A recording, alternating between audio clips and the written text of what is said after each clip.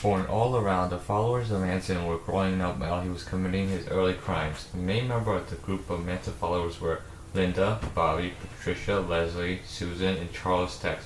After Manson got out of jail, he recruited these young teens into the group, which is named the Family. The Family members were all around the age of 17 when recruited by Manson. After putting together the family, Charles and the group moved to San Francisco and into a ranch in San Francisco Valley that was called the Spum Ranch. There were 32 adults and 7 children at the ranch, all members of the family, which was a peaceful hippie group at first. Charles preached to the family that a race war was going to come. He believed that there was going to be a war between blacks and whites, and the blacks would win the war because it was their karma after being mistreated for so long. He told his people that they won't be a part of the war. They would go to the bottomless pit and survive it. But Manson was racist, and he believed the black people were less evolved than the white. He said Blackie will never be able to handle the reins of power because Blackie only knows what Whitey tells him to do. He said that the blacks would hand over the reins of power to the surviving whites, which would be the family. They would come out of the bottomless pit and take control of the world. Charles named this whole happening the Helter Skelter, after the Beatles song from their White Album. Charles gained all of these theories from the Bible and the Beatles. He believed that the Beatles were writing their music and communicating to him through it. He became obsessed with their music and listened to the White Album over. The family believed that Charles was the second coming of Christ and the devil wrapped into one. Often, the family would all come together and take LSD. While Charles took little to none of the drug, he reversed control while the rest of the members hallucinated. Sometime during these LSD sessions, he would reenact the crucifixion and said things like, "I would die for you. Will you die for me?" One day, Charles abruptly came outside and beat one of his followers, Captain Scher, also known as Gypsy. He said to Gypsy to stop asking questions, as he had asked him before the beating, "Are you okay, Charlie? You look upset." This showed the control that he had and set an example for all of the other family members. Dennis Wilson, a member of the Beach Boys, one day picked up 2 girls who were hitchhiking that were actually members of the family. This led to Manson and some of the members living with Wilson for a while. Wilson saw potential in Manson and wanted to record with him. Charles wanted to record his music with Wilson as well. Wilson proposed for Charles to show his music to Terry Melcher, a producer. Wilson talked Charles up to the people of Hollywood. Charles played his music for Melcher one day. Melcher said that he would get back to Charles, yet never did. This made Charles really angry. Charles went looking for Wilson, angry because he had set him up with Terry, yet couldn't find him. He went to his house and saw Wilson's friend. Upon asking where Dennis was, the friend said he didn't know and asked if Charles had a message. Charles handed the friend a bullet as his message and left to find Terry Melcher. Charles went to Terry's home on Cielo Drive, hoping Terry might give him a second chance on audition. Upon walking to the backyard, Charles was met with people he did not know. Terry Melcher had moved out, and the home was now the home of movie actress Sharon and her husband, producer Roman. The house now on Cielo Drive now symbolized Charles' rejection from the establishment. In July of 1969, Manson sent Bobby Beausoleil, Suzanne Atkins, and Mary Brunner to Gary Hinman's house to retrieve money. Gary was the family's drug dealer and may have owed Bobby money at this time. Bobby called Charlie back at the ranch a couple of days later and told him that Gary wouldn't give them any money. He said he didn't have any. Charlie then came to Hinman's house and when he got there, cut off Gary's ear, but still no money came of this encounter. Bobby Beausoleil proceeded to stab Gary Hinman. He then dipped his hand in Hinman's blood and drew a paw print on the wall. The Black Panthers, a black movement group at this time, used the paw print as their group symbol.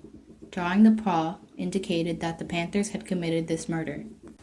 They also printed the words "Political Piggy" on the wall in blood. To Manson, the piggies were the white establishment. These blood drawings on the walls were an attempt to start the war of Helter Skelter. Manson had thought that the war would have already started by then. He said, "We're going to have to show Blackie how to do it." On August 6th, Bobby was arrested while driving Gary Hinman's car. Police discovered a knife in the car and blood on Beausoleil's clothing. After this, it was clear to Manson that these kids in the family would murder for him. On August 8th, Manson commanded Tex Watson to take Linda Kasabian, Suzanne Atkins, and Patricia Krenwinkel to the former home of Terry Melcher, the producer that rejected Charles. This home now housed Sharon Tate and her husband Roman Polanski. Linda had thought that they were going on what was called a creepy-crawly mission from the group. This was a home invasion, but in actuality it was much more serious. The girls were told to listen to whatever Tex told them to do. Before leaving, the group took speed, and upon arriving at the Tate Polanski home, Tex cut the telephone wires. Inside the Tate house was Sharon, who was currently 8 months pregnant. Visiting Sharon was the writer Wojtek Frykowski, coffee heiress Abigail Folger, and hairstylist Jay Sebring. Sharon's husband, Roman Polanski, was away finishing a movie and was coming home in only 2 days, which Sharon was very excited about. After Tex had cut the wires, a car pulled up next to the Tate residence. Tex approached the car, pulled out his gun, and shot the driver, 18-year-old Stephen Parent, 4 times. Tex then told Linda to take the dead Stephen's wallet. Linda, shocked, entered the car and took Stephen's wallet. Linda then was ordered to the back of the house while Tex, Susan, and Patricia cut open a screen and entered the Tate home.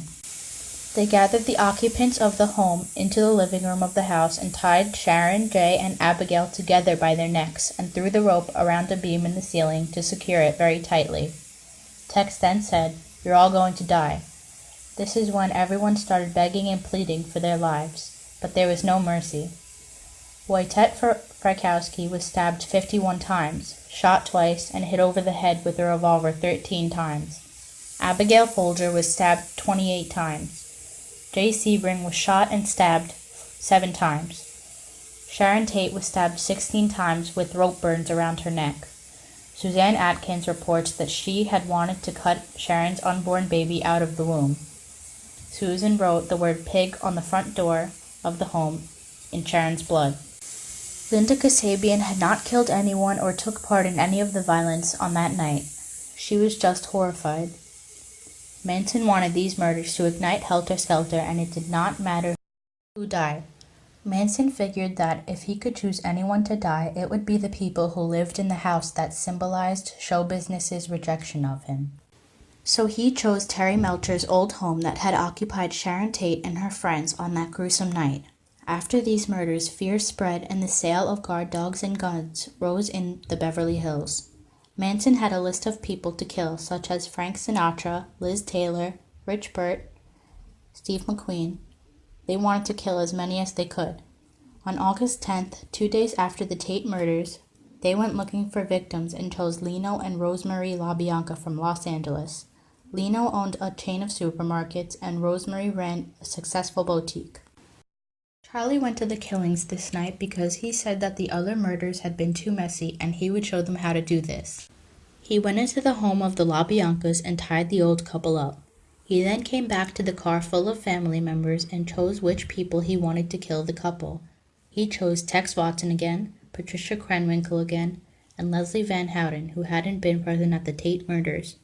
The girls went with Tex into his house while Charlie and the remaining members in the car drove off. Rosemary LaBianca had 41 stab wounds, 13 of which were post-death. Lino had 26 stab wounds. A knife and a fork were left protruding from his body, and the word war was carved into his stomach by Patricia Krenwinkel. The couple was found with pillowcases over their heads and a cord wrapped tightly around their necks. The words helter-skelter were written in blood on the refrigerator door. The words death to pigs and rise were also written on the wall of the living room. After the killings, the group took showers and had something to eat while still in the LaBianca's home. Then they hitchhiked back to Spahn Ranch. While the murders were taking place, Manson drove with Linda to the home of an actor she had met days before on the beach. Charlie instructed Linda to go kill this person. Linda and a couple of the other members walked into the actor's building, and Linda was supposed to knock on the actor's door and slit the man's throat. She knocked on the wrong door and fooled the other members. She told them it wasn't him, and they went back to the ranch. On the 13th, 4 days after the Tate murder, Linda was constructed by Charles to go check on how Bobby was doing in prison. Linda then left the ranch and went into hiding in New Mexico. Police raided Spahn Ranch 7 days after the murders. They raided the ranch not because Linda had told, but because they were looking for connections with auto theft and illegal weapons. The children on the ranch were taken into state care, but no charges were made yet. Susan Atkins was arrested in connection with the Gary Hinman murder 2 months later. In November of 1969, she bragged to a cellmate that the family was responsible for the Tate LaBianca murders. This broke the case, and in December 1969, Patricia Krenwinkel, Leslie Van Houten, Tex Watson, Charles Manson, and Linda Kasabian were arrested. Their trial began on July 15th of 1970. The chief prosecutor was Vincent Bugliosi, and Linda Kasabian was the star witness of the case. Charles Manson, Tex Watson, Susan Atkins, Leslie Van Houten, and Patricia Krenwinkel were all given the death sentence. California soon after changed their death penalty laws and their sentences were reduced to life in prison. Linda Kasabian was granted immunity.